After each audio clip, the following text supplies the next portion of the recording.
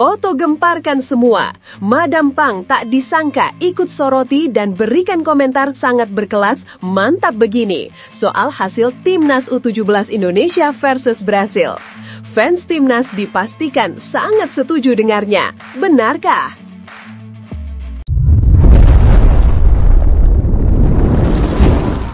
Sebelumnya mohon subscribe channel ini dulu supaya nggak ketinggalan berita terupdate Timnas Indonesia. Pertandingan antara Timnas U17 Indonesia dan Timnas U17 Brasil di Grup H Piala Dunia U17 2025 menyedot sorotan bukan hanya dari publik Indonesia, tetapi juga dari kawasan Asia Tenggara. Salah satu figur besar yang tak disangka ikut memberikan komentar adalah Ketua Federasi Sepak Bola Thailand, Nualpan Lamsam, atau yang akrab dikenal sebagai Madam Pang. Sosok perempuan yang dikenal elegan, tegas, sekaligus sangat dihormati di jajaran sepak bola Asia ini memberikan tanggapan yang mengejutkan, namun syarat apresiasi dan penghormatan terhadap perjuangan Garuda Asia. Baginya, Indonesia bukan sekedar tim peserta. Indonesia adalah simbol kebangkitan sepak bola Asia Tenggara, satu-satunya wakil ASEAN di level tertinggi dunia untuk kategori usia U17 pada tahun ini. Dan penampilan Indonesia, meski kalah, sama sekali tidak mengecewakan. Jauh sebelum kick-off melawan Brasil, Madam Pang sudah menyatakan ketertarikannya yang besar terhadap perjuangan Timnas U17 Indonesia. Saat negara kami, Thailand, gagal melangkah ke Piala Dunia U17, kami harus berbesar hati mengakui. Namun, keberhasilan Indonesia lolos dan berdiri di panggung dunia ini adalah kebanggaan seluruh ASEAN, ujar Madam Pang. Saya sangat menunggu pertandingan Timnas U17 Indonesia. Mereka adalah duta kita di sini. Mereka telah membuktikan bahwa negara-negara Asia Tenggara, meskipun sering dipandang sebelah mata di level global, memiliki potensi untuk bersaing. Laga melawan Brasil adalah ujian sejati, lanjutnya. Pernyataan ini bukan hanya sekedar dukungan, melainkan sebuah kode etik sportivitas regional yang patut diacungi jempol. Di saat rivalitas kerap memanaskan atmosfer sepak bola Asia Tenggara, Madam Pang memilih untuk berdiri di belakang satu-satunya wakil, menunjukkan jiwa kepemimpinan yang jauh melampaui batas-batas nasional. Hal yang paling menarik dari sorotan Madam Pang adalah pujiannya terhadap gaya permainan yang diterapkan oleh pelatih Timnas U17 Indonesia, Nova Arianto. Ia menyoroti formasi 5 back yang diturunkan Nova, namun bukan dengan konotasi negatif. Apa yang diterapkan Coach Nova Arianto adalah strategi yang sangat efektif di level ini, terutama saat menghadapi tim sekuat Brasil. Formasi 5 back mereka yang malam ini memasang Raffi Rashid dan Dimas Adi sejak awal bukan hanya sekedar parkir bus. Justru, kita melihat gaya main yang khas, terorganisir, dan enak dilihat dari segi transisi dan keberanian para pemain. Analisisnya. Memang, Indonesia menunjukkan bahwa mereka cukup bisa mengimbangi permainan Brasil di beberapa fase, terutama di lini tengah dan usaha membangun serangan balik. Skema pertahanan berlapis dengan transisi cepat menjadi ciri khas yang mulai terbentuk di bawah arahan Nova. Indonesia berani memegang bola, tidak panik di bawah tekanan, dan mencoba keluar dari zona pertahanan dengan umpan-umpan pendek yang terukur, sebuah bukti nyata kualitas individu yang mulai terasah. Namun, sebagai seorang pengamat dan pemimpin federasi, Madam Pang juga tidak menutup mata terhadap kelemahan yang terekspos. Sorotannya terhadap 3 gol yang terjadi di babak pertama menunjukkan betapa detailnya ia mencermati laga tersebut.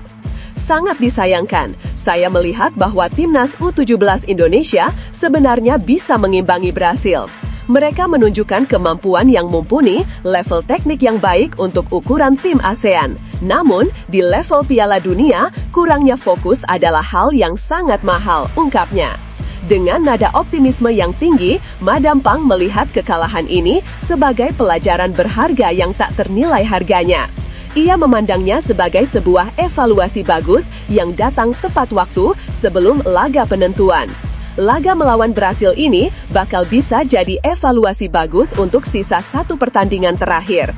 Timnas U17 Indonesia kini telah merasakan langsung bahkan lebih keras apa itu level Piala Dunia.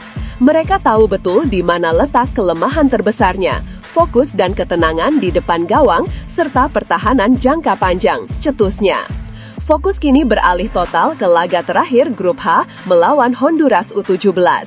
Madam Pang menunjukkan antusiasmenya untuk menyaksikan progres dan daya juang yang tersisa dari Garuda Asia.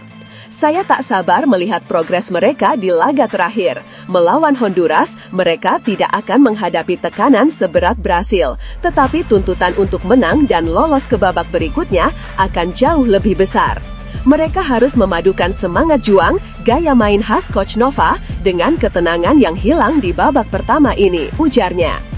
Madam Pang menutup komentarnya dengan sebuah seruan yang penuh kehangatan dan motivasi yang ditujukan langsung kepada pemain muda Indonesia.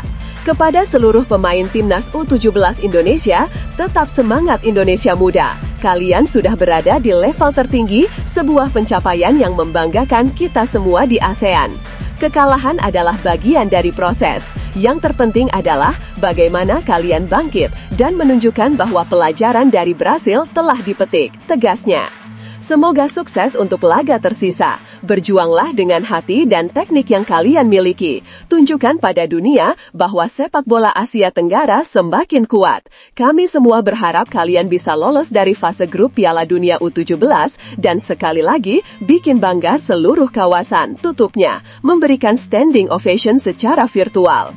Pernyataan ini bukan hanya sekedar pesan dari rival, melainkan dari seorang rekan dan pemimpin yang mengakui kualitas dan potensi sekaligus memberikan dorongan yang sangat dibutuhkan. Sorotan Madam Pang ini menjadi pengingat bahwa di luar rivalitas lapangan, ASEAN adalah sebuah keluarga sepak bola yang harus saling mendukung di panggung global.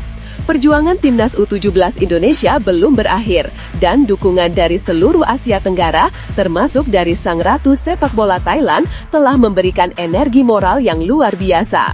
Namun tunggu dulu, setelah admin telusuri secara mendalam bahwa berita di atas adalah karangan belaka dan hoaks. Ini sebagai edukasi supaya penonton lebih jeli dalam memilih berita.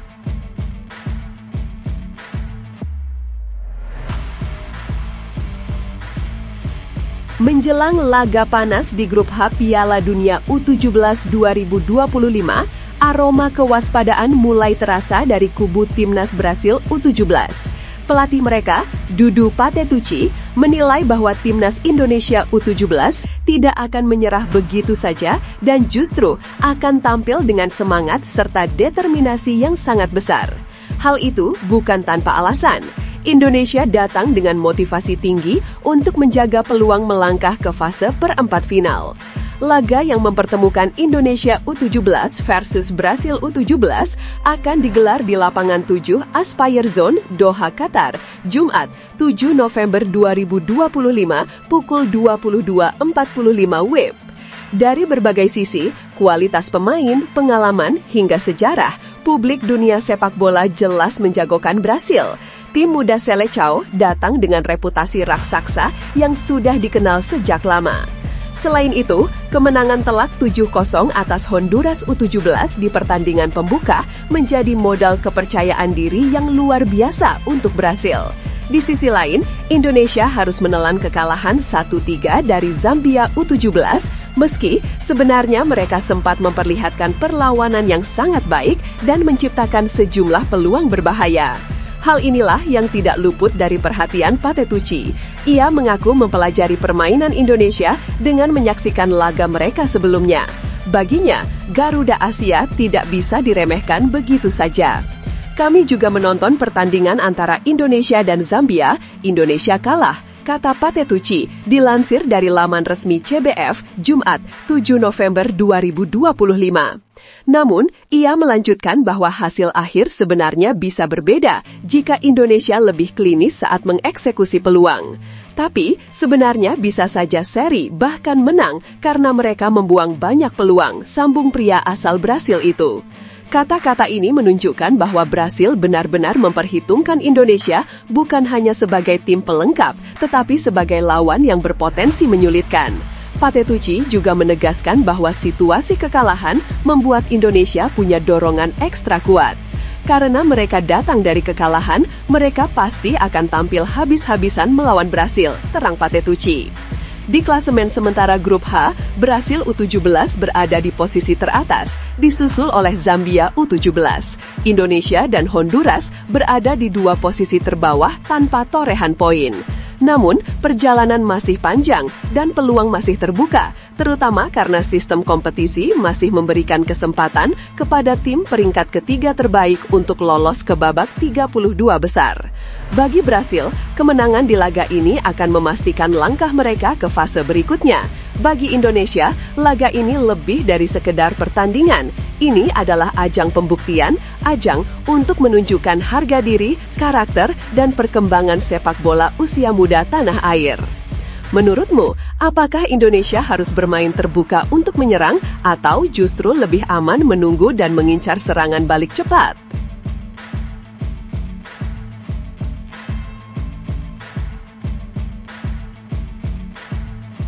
Pelatih Timnas Indonesia U17, Nova Arianto, mengirimkan pesan penting sekaligus emosional jelang laga besar melawan Brasil U17 pada ajang Piala Dunia U17 2025.